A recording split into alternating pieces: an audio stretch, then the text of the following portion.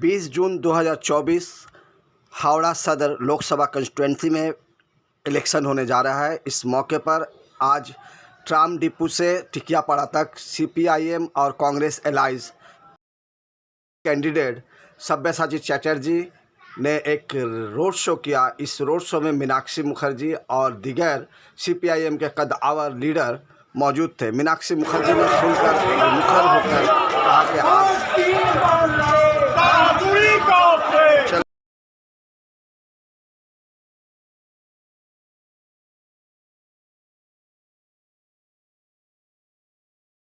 हो रहा था তখন আমি পিছনের বেঞ্চে বসে এসিতে ঘুমাচ্ছিলাম। হাওড়া আর কোনো হাত তোলা মালকে অপদার্থকে পার্লামেন্টে পাঠাবে না। জিও জিও আপনার আত্মসম্মান, আপনার বিশ্বাস, আপনার আস্থা, আপনার ভরসার উপরে আমাদের ভরসা আছে। বাঁচতে দিন পশ্চিমবঙ্গের বেকার ছেলেমেয়েগুলোকে। পশ্চিমবঙ্গের বেকার ছেলেমেয়েগুলো মাথার চুল খুঁড়ে করে কামিয়ে দিয়ে গোটা পশ্চিমবঙ্গের জনতাকে বলেছে, ভুল করবেন না, আজ আমার মাথা কামিয়েছে, কালকে আপনার মাথাটা কামানো যাবে যদি তৃণমূল বিজেপিতে ভোটটা করে। पश्चिमबंग बेरोजगार नौजवान ये आप लोगों से विनती कर रहे हैं कि आपके हाथों में हम लोगों का भविष्य है। अगर आप तृणमूल और बीजेपी भागाड़े যদি যান তাহলে আমাকে মাটি, লোহা, বালি, গরু পাচারের নাম লিখাতে হবে। আর আপনি যদি বাম কংগ্রেসে ইন্ডিয়া জোটে এই লোকসভাতে হাসুয়া হাতুড়ি তারাকে পাস রহে তো আমরা মাথা উঁচু করে একটা রোজগারের জায়গা পাবো। তাই আপনাদের কাছে আমাদের আবেদন, दाबी, भीख भी है और रिक्वेस्ट भी है। जिता दीजिए सब्यसाची चटर्जी को 2024 में पार्लियामेंट में। আর আমরা আপনাদেরকে কথা দিচ্ছি, একদম এই মঞ্চে যারা বাম কংগ্রেস আছে তারা, যারা এখানে বাজারের দোকানদার আছে তারা, আর আমাদের ছাত্র যুব বন্ধুরা যারা আছে তারা, আমরা আপনাদেরকে কথা দিচ্ছি 24-এ সব্যসাচী আর 26-এ মমতা ব্যানার্জির বিসর্জন গ্যারান্টি করে দেবো। তাই লড়াই রাস্তায়, লড়াই পার্লামেন্টে।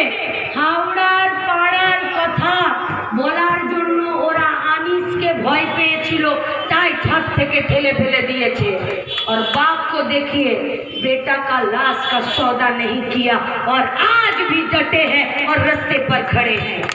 তাই এই বাপদের সঙ্গে সাথে নিয়ে আমরা বলছি যে পাড়ার কথা পার্লামেন্টে তো পাঠাবই, কিন্তু রাস্তার দখল কোনো চোর ছেচড়কে ছেড়ে দেব না। তাই রাস্তার দখল নিয়ে মানুষকে জেতানোর জন্য, হাওড়াকে জেতানোর জন্য বাম কংগ্রেস জোটের প্রার্থী কমরেড সব্যসাচী চ্যাটার্জিকে কাস্তে হাতুড়ি তারা চিহ্নে ভোট দিয়ে জেতান। পশ্চিমবঙ্গকে বাঁচতে দিন, ভারতবর্ষকে বাঁচতে দিন। ইনকলাব জিন্দাবাদ, বাম কংগ্রেস জোট জিন্দাবাদ। জিন্দাবাদ জিন্দাবাদ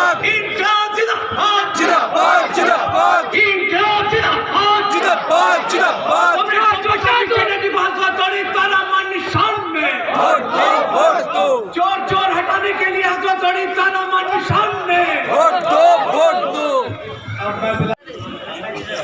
लड़ाई जीतने का है और लड़ाई देश को जिताने का है और लड़ाई देश को बचाने का है। इसीलिए जो लोग देश को बेचना चाह रहे हैं उन लोगों के खिलाफ ये लड़ाई है।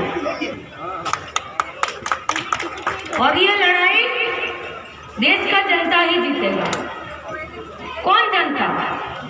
जिस जनता को महंगाई से फर्क पड़ता है, जिस जनता को बेरोजगारी से फर्क पड़ता है, जिस जनता को पेट्रोल डीजल में जीएसटी नहीं बैठता तो फर्क पड़ता है, उस जनता को फर्क पड़ता है।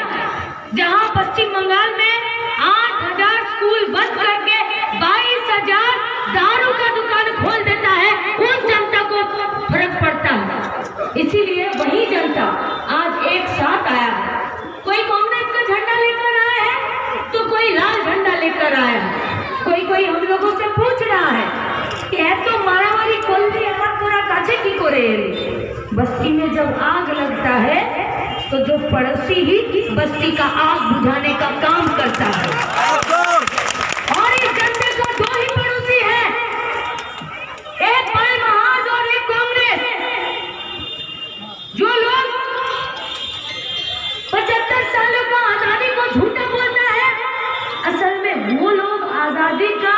जो संग्राम है, जो लड़ाई में है, उस लड़ाई में इन लोगों का कुछ भाग नहीं था। इसीलिए वो स्वाधीनता जो लड़ाईटा से लड़ाईटाते ओरा बोले जेटा मिथ्या। वो लोग बोलते हैं कि ये हम लोगों को भीख में मिला है। हम लोग पूछना चाहते हैं, पश्चिमबंगेर क्षुदिराम बसु যখন হাসতে হাসতে 18 বছর বয়সে ফাঁসি কাটে ঝুলে গেল, তখন সে ভিক্ষা চাইছিল না দেশকে স্বাধীন করার জন্য লড়ছিল? भगत सिंह, सुखदेव, राजगुरु पार्लियामेंट में बम फेंकने गए थे या भीख मांगने गए थे कटोरी लेकर? अशफाकुल्लाह खान, रामप्रसाद बिस्मिल, वो लोग भीख मांग रहे हैं या देश का आजादी के लिए लड़ रहे हैं? ये बात तो उल्टा निकला कि जो खुद को फकीर बोलते हैं और दूसरों के सामने अपना झोला फैलाते हैं, वो फकीर निकला, वो भिखारी निकला और वो भीख में कॉर्पोरेट के सामने ये पैसा मांगते हैं। कौन सा देश का चेहरा ये लोग हम लोगों के सामने लाना चाहते हैं? क्या हम लोग चाहते हैं कि भाजपा वाले ऐसा देश हम लोगों को दे जिस देश में मेरा माँ को नंगा हाथ चलवाया जाता है मणिपुर में? क्या हम लोग वो देश मांगते हैं जिस देश में एक टीचर उसका स्टूडेंट को पीट कर मार देता है, सिर्फ वो स्टूडेंट नीचे जाति का है और ऊंचा जाति का मास्टर का जो पानी है वो पानी पी लेता है? हमरा कौन देश चाहिए? जे देशे अमीरों का कर्ज माफी होता है और गरीब हर दिन कर्ज के चक्कर पर अपना जान देता है और सुसाइड करता है? कौन सा देश हम लोग चाहते हैं जिस देश में दवाइयों का दाम बढ़ता है और उसी जाली दवाइयां बनाने वाला इस मोदी को पैसा देता है हेलीकॉप्टर में चढ़ने के लिए? जिस देश में खाने का ठिकाना नहीं है, उस देश में प्रधानमंत्री का 8,000 रुपए का हवाई जहाज के साथ सालाना 1600 करोड़ रुपए सिर्फ विदेश यात्रा में खर्च होता है। ये कौन सा देश है जिस देश में आदिवासी, दलित, नीचू जाति, খেটে খাওয়া মেহনতি মানুষের জন্য সংবিধানটা যাদের অধিকারকে সুরক্ষা দেওয়ার কথা সেই সংবিধানটাকে পাল্টে দিচ্ছে?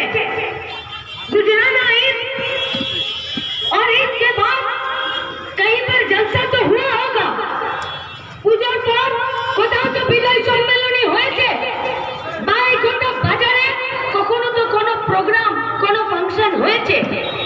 আরে ওই ফাংশনে, ওই জলসাতে আর ওই প্রোগ্রামে সেখানেও শুধু একটা পাড়া, একটা বাজার আর একটা বস্তির জন্য মিটিং যদি হয়েছে তো সেখানেও 2-4টা मीटिंग হয়েছে।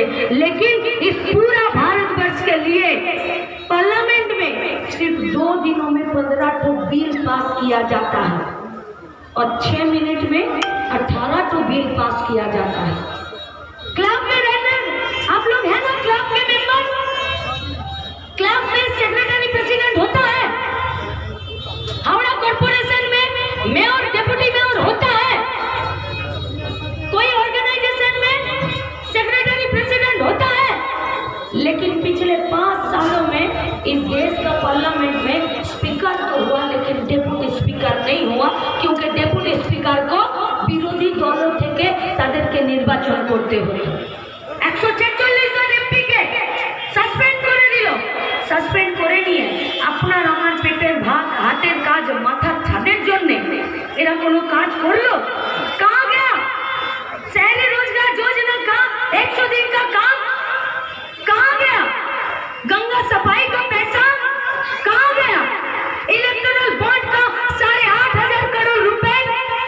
कोई बोलता है कि लाल झंडा अभी 0 है, 0 पार्लियामेंटे, विधानसभाते लाल झंडा 0।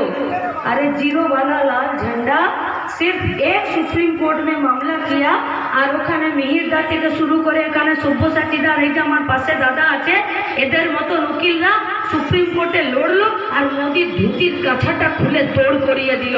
এরপর তো पीएम के हाथ आते ये भाजपा वाले लोग, भाजपा वाले कर्मी और भाजपा वाले नेता और मंत्री का, इन लोगों का धोती खोलना अभी बाकी है। क्योंकि इस देश को बचाना है। कौन लड़ेगा इस भाजपा के खिलाफ? ये तृणमूल, ये ममता बनर्जी वाला तृणमूल या अभिषेक बनर्जी वाला तृणमूल? कौन लड़ेगा? अरे 2021 নদিয়ার মুকুটমণি অধিকারী পদ্ম ফুলের বিধায়ক হলো 26 অবধি বিধায়ক আছে, 24 জোড়া ফুলের হয়ে ভোট চাইছে। উত্তর দিনাজপুরের রায়গঞ্জের পদ্ম ফুলের বিধায়ক কৃষ্ণ কল্যাণী 26 অবধি এমএলএ আছে পদ্ম ফুলের, আর এখন জোড়া ফুলের ঘাস ফুলের कैंडिडेट হয়ে 24 ভোট চাইছে। मैं जिस लोकसभा केंद्र का वोटर हूँ, शत्रुघ्न सिन्हा, 2003 में 2004 में ये लोग एक गोटा बीजेपी सरकार के साथ एरा फैमिली एंड वेलफेयर का मिनिस्ट्री में थे। ये लोग भाजपा का आर्ट और कल्चरल का मिनिस्ट्री में थे। आज भी मोदी का ये लोग वंदना करती है और तृणमूल की तरफ से ये लोग वोट मांगने जाता है। ये कीर्ति आजाद 1983 সালে বিশ্বকাপ খেলার একটা ছবি দিয়ে লোকের কাছে তৃণমূলের ভোট চাইতে যাচ্ছে, আসলে তো বিজেপি হয় सात घाटे जल खेल एसेছে। खुदा ना खास्ता अगर 24 में ये लोग हार गया तो हम लोग देखना चाहते हैं নদিয়ার মুকুটমণি অধিকারী নাকি উত্তর দিনাজপুরের কৃষ্ণ কল্যাণী নিজের বিধায়ক পদ থেকে এরা ইস্তফা দেয় কিনা। हम पूछना चाहते हैं कौन सा बीजेपी के खिलाफ कौन सा तृणमूल लड़ेगा। अरे डिलाल नदारी तो दीदी को खुशी রেখেছে, দাদাকেও খুশি রেখেছে, একেও 540 কোটি টাকা, ওকেও 100 কোটি টাকা দিয়েছে। लेकिन पूछिए हर दिन हम लोगों को जिंदा रहने के लिए चावल आटा तेल का भाव आज आसमान छू रहा है, लेकिन ना तो दीदी और ना तो मोदी का। इंटरनेशनल मार्केट में 1 लीटर पेट्रोल का दाम अगर सब मिलाकर भी जोड़ ले और घटा ले तो 44 থেকে 50 টাকার বেশি হয় না। কিন্তু আজ আমরা পকেটের টাকা 90 টাকা খরচা করে পেট্রোলের দাম আমরা দিচ্ছি, ডিজেলের দাম নিচ্ছি, আর गरीबों का इस्तेमाल करने वाला केरोसिन का तेल 14 से 90 रुपए कर दिया ये बीजेपी का पार्टी। কে ছিলেন এখানে सांसद? कौन था यहाँ का सांसद? हाँ कौन था? अरे डरिए मत, सीपीआईएम का स्टेट सेक्रेटरी मोहम्मद सलीम आज सुबह से मुर्शिदाबाद लोकसभा में चुनाव लड़ा है और काके घर धक्का बोले देखिए दिए थे आज की करे माटीते गड़िए থাকে লড়তে হয় সেটাও দেখিয়ে দিয়েছে। खुलकर बोलिए कौन था सांसद? একবার ঘর ধাক্কা বলেছি চোরেদের নাম মুখ থেকে বের হচ্ছে। पूछिए सवाल सांसद साहब से कि आपको इस हावड़ा से क्यों भेजा गया था? क्यों? हावड़ा वाटर লগিনের প্রবলেমে সলভ করার জন্য আপনার এখানকার কর্পোরেশনকে সাথে নিয়ে কি কাজ ছিল? पूछिए सवाल आसनसोल का इस हावड़ा का संसद से कि महंगाई घटाने के लिए, बेरोजगारी कम करने के लिए और पेट्रोल डीजल में जीएसटी बैठाने के लिए आपका क्या भूमिका रहा पिछले 5 सालों में पार्लियामेंट में?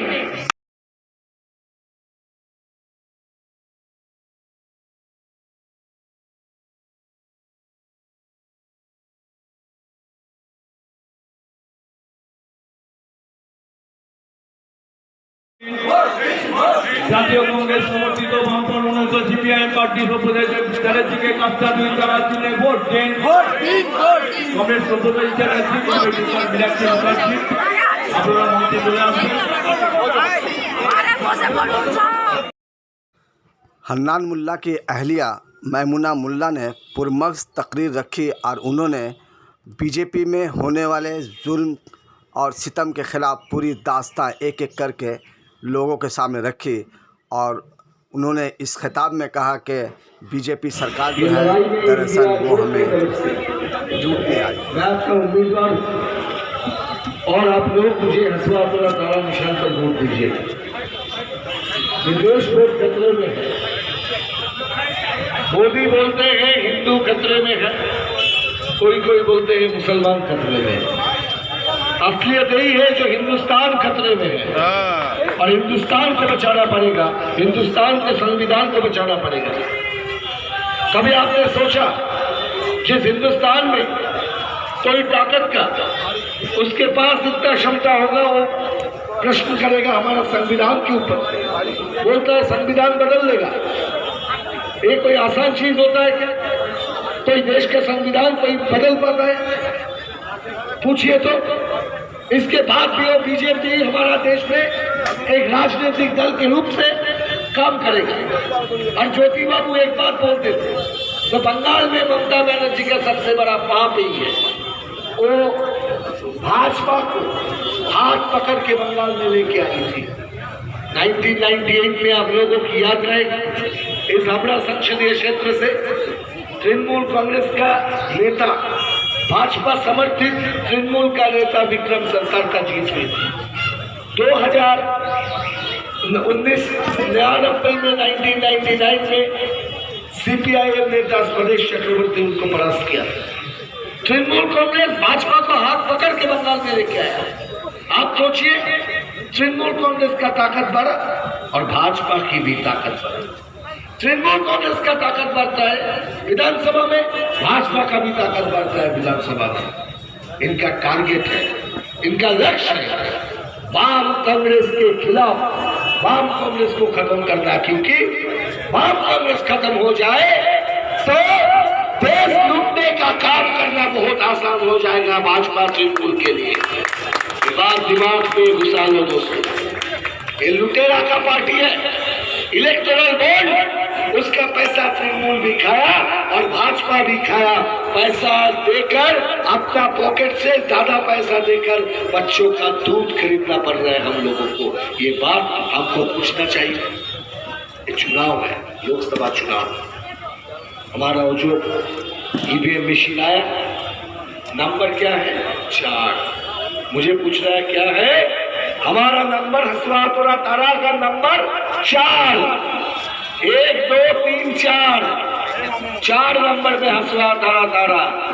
हमारा नंबर 4 और उसका मतलब हावड़ा से TMC बीजेपी का हार, पूरा देश से मोदी का हार, राज्य से TMC भाजपा का हार।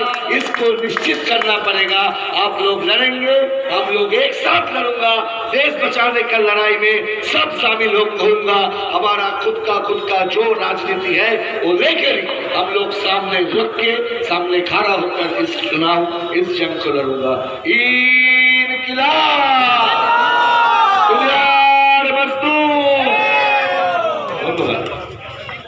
साथियों और दोस्तों, नमस्कार। एक पुस्तक तस्वीर जुल्म की उन्होंने पेश किया था पूरे हिंदुस्तान को। वो हमारी लड़ाकू नेता निर्देश करके आई है, कॉमरेड हन्नान मुल्ला की अहलिया, कॉमरेड मेमना मुल्ला। मैं उनसे गुजारिश करता हूँ कि बुलाएं।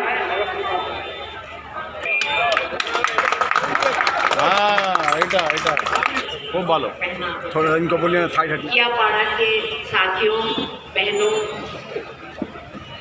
आप सबको सलाम, नमस्ते, आदाब। सबसे पहले तो ये कहना चाहूँगी कि ऐ खाक नशीनों उठ बैठो, ऐ खाक नशीनों उठ बैठो, वो वक्त करीब आ पहुँचा है जब तख्त गिराए जाएंगे और ताज उछाले जाएंगे। जी हाँ साथियों, और उसी वक्त की तैयारी में आज हम सब लोग यहाँ पर जमा हैं। वो क्या तैयारी है? वो तैयारी ये है, हम भी जानते हैं कि ये चुनाव का वक्त है, ये इलेक्शन का वक्त है। और इलेक्शन के वक्त में बहुतों का कच्चा चिट्ठा फोड़ना पड़ता है। बुलंदा खुलता है लोगों के गुनाहों का, लोगों के काले करतूतों का, और हम पर वाज़े होता है कि कौन कितने पानी में है। बहुत वादे किए जा रहे हैं, पहले जुमले बोलते थे, अब गारंटी दे रहे हैं। मोदी की गारंटी देखा ना आपने, हर अखबार में रोजाना आता है मोदी की गारंटी। मतलब सरकार तो कुछ है नहीं, बस है तो एक मोदी है, जिल्ले इलाही मोदी की गारंटी। तो आपके सामने पेश है मोदी की 10 साल पुरानी गारंटी, जिसका नाम पहले जुमला था, चाहे वो 15 लाख आपके अकाउंट में आने की बात थी। यहाँ जितने लोग हैं, किसी एक के अकाउंट में भी 15 लाख रुपया छोड़ो 15 रुपया भी दिया? कोई एक भी ऐसा है यहाँ? जरा हाथ उठा लेना। और अच्छे दिन आएंगे, किसके अच्छे दिन आए? आपके, मेरे, या वो अडानी अंबानी के अच्छे दिन आए? लाए तो सही है अच्छे दिन, अपने लिए और अपने चेले चपाटों के लिए। और यहाँ पे औरतें ज़्यादा नहीं हैं, लेकिन मर्दों को भी सुनना चाहिए। आप ही के घर की औरतों को उन्होंने कहा था, बेटी बचाओ बेटी पढ़ाओ। और आज देख लीजिए, हमारी बदकिस्मती कहो कि हमने ऐसे लोगों को चुना जिनसे हमें आज बेटी बचाना पड़ रहा है। चाहे वो कठुआ की आसिफा हो, चाहे वो हाथरस हो, चाहे उन्नाव हो, चाहे वो कुश्ती खिलाड़ी पहलवान लड़कियां हो जिनको बाल पकड़ के घसीटा था जंतर मंतर पे, और चाहे मणिपुर की औरतें हों जिनको नंगा परेड कराया था। वैसे मोदी साहब में और हमारी दीदी ममता बनर्जी में बड़ी यकसानियत है। वो परवाह ही नहीं करते अगर औरत के साथ कुछ गलत हो तो, परवाह ही नहीं करते। और यहाँ पर भी हमारी दीदी कहती हैं, छोटो घटना, चाहे वो संदेश खाली हो या कामदुनी हो, एक औरत के साथ, एक लड़की के साथ गलत होना, उसको कहा जाता है छोटी सी बात है। छोटी सी बात होती है।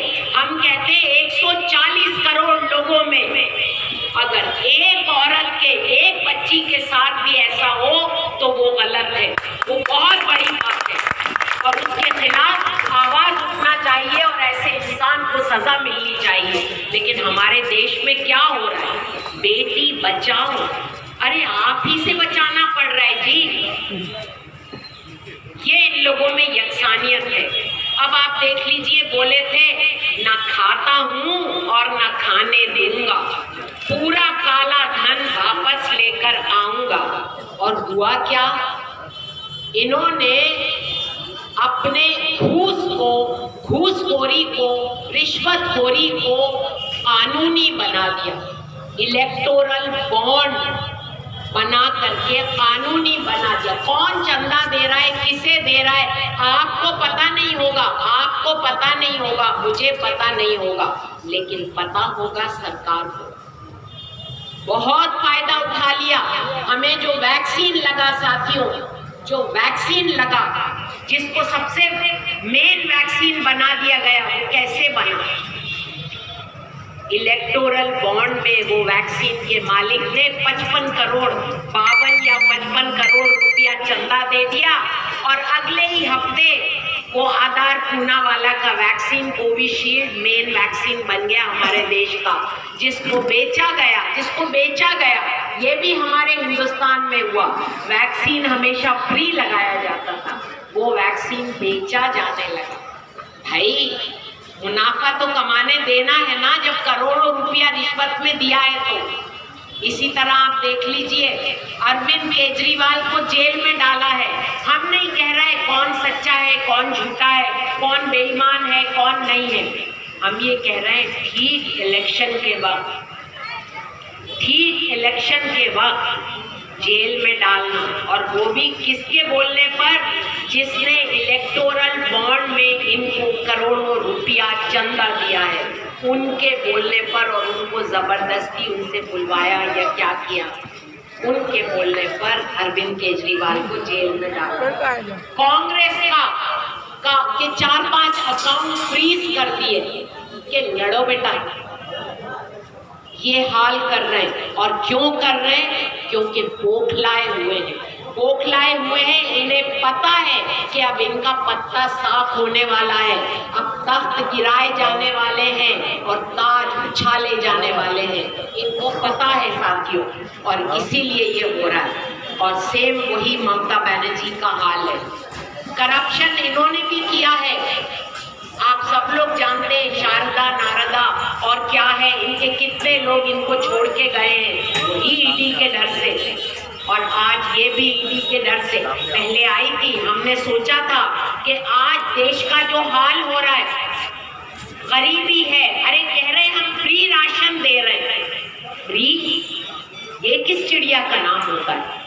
फ्री कहाँ से दे रहे हैं? 400 रुपए की गैस को 1100 रुपया कर दिया, तो ये 700 रुपया जो कमाया, हमसे कमाया, जनता से कमाया, और उसी पैसे से हमको राशन दे रहे हो, तो वो फ्री कहाँ हुआ? हमारे खून पसीने की कमाई है वो। माचिस पे, तेल पे, खाने की हर चीज पे जीएसटी लगा दिया। अमीरों के ऊपर कम जीएसटी और गरीब जो सामान खरीदते हैं उस पे ज्यादा जीएसटी लगा दिया। तो कहाँ से फ्री राशन दिया?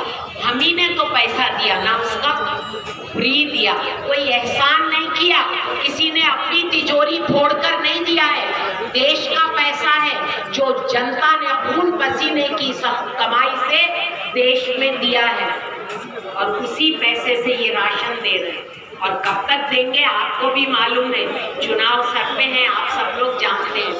झोली फैलाकर आ रहे हैं साथियों, बुरी तरह बौखलाए हुए हैं। राम मंदिर बनाया हिंदुओं को बरगलाने के लिए, पूरा बना नहीं था, फिर भी जाके पूजा पाठ किया हिंदुओं को बरगलाने के लिए, नफरत फैलाने के लिए, मगर काम नहीं बना, काम नहीं बना। अब कह रहे हैं ये मुसलमान घुसपैठिए हैं, उससे भी काम नहीं बना, तो कह रहे हैं कांग्रेस का मैनिफेस्टो किस में। मतलब एक हद हो रही है, क्योंकि इतना बौखलाए हुए कि अब उनकी समझ में नहीं आ रहा कि क्या करें। और आप यकसानियत देखिए मोदी साहब में और ममता दीदी में, ये हिंदुओं को बरगलाते हैं मुसलमानों के खिलाफ, और वो मुसलमानों को बरगलाती हैं हिंदुओं के खिलाफ। यानी दोनों एक दूसरे के पूरक हैं, एक दूसरे के पूरक हैं। एक बात समझ लीजिए, हिंदू और मुसलमान लड़के देश कभी पनप नहीं सकता, हिंदुस्तान कभी पनप नहीं सकता। सन 47 में हिंदुस्तान ने तय किया था, वो पाकिस्तान बना था मजहब के नाम पे।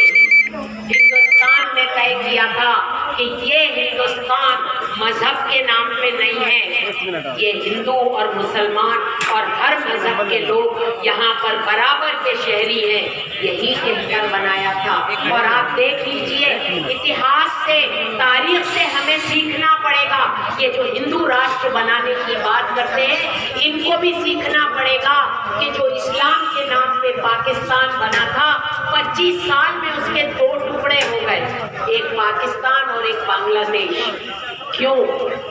क्योंकि देश, मुल्क बना करते हैं मजहब के नाम पे नहीं।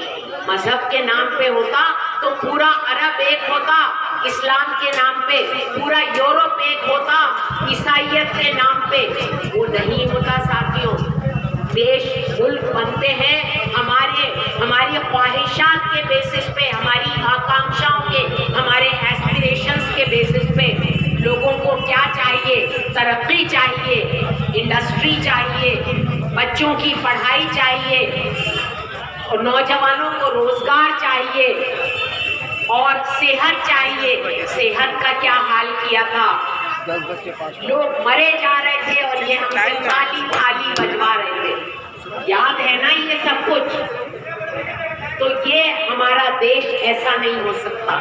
देश बनता है अपनी ख्वाहिशात पूरा, सरकार का काम है हिंदू मुसलमान करना नहीं, मस्जिद और मंदिर बनवाना नहीं। जनता, इन्होंने कहा था 2022 तक पूरे हिंदुस्तान में हर एक के सर पे छत होगी, और यही गिरा रहे हैं, बुलडोजर चला रहे हैं, बुलडोजर पॉलिटिक्स चल रही है इनकी। जिन्होंने सुरंग में से 41 मजदूरों की जान बचाई, उन्हीं का घर जाके डिमोलिश कर दिया। ये हमारे मोदी साहब कर रहे हैं। और ममता बनर्जी, उनको आपकी परवाह है? वो हिंदुओं के लिए रोजगार दिए क्या मोदी साहब ने? 2 करोड़ सालाना रोजगार देगा। देंगे, चलो हिंदुओं को ही देते ना, हिंदुओं के चाहने वाले थे। ये ममता बनर्जी जो मुसलमानों की बात करती है, कितने इन्होंने स्कूल कॉलेज खोले आपके विज्ञापाड़ा में, बता दीजिए साथियों। और एतराज करता है उसके साथ क्या है, मोदी साहब जेलों में डालते हैं साथियों, जेलों में डालते हैं।